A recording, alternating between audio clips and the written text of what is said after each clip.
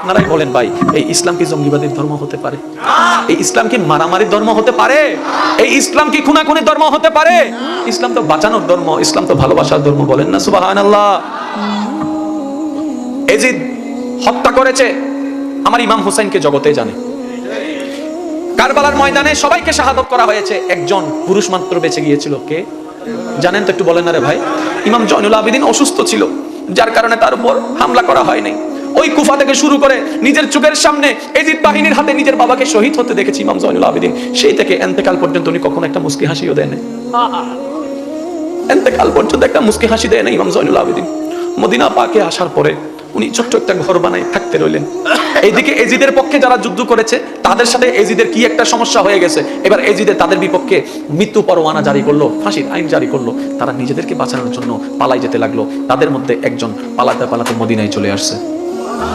নিজের জান বাঁচানোর জন্য কোথায় আসছে? একটু আওয়াজ দিয়ে বলেন না। ইসলাম কাকে বলে একটু দেখেন না, ইসলাম কাকে বলে? মদিনায় চলে আসছে। মদিনায় চলে আসার পরে কোথায় থাকবে, কোথায় নিজেকে আত্মগোপন করবে, সেই চিন্তায় ভাবনায় পড়ে আছে।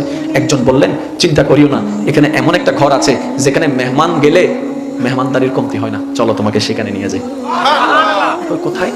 ইমাম হোসেনের ছেলে ইমাম জয়নুল আবেদিনের ঘরে চলো। এখন আপনারা তো জানেন, ঠেকাই পড়লে চাচাকেও বাপ ডাকতে হয়।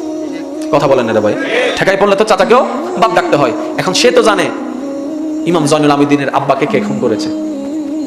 এখন সেই আজকে সেই ঘরে গিয়ে কি হচ্ছে, নিজেকে সেভ করছে।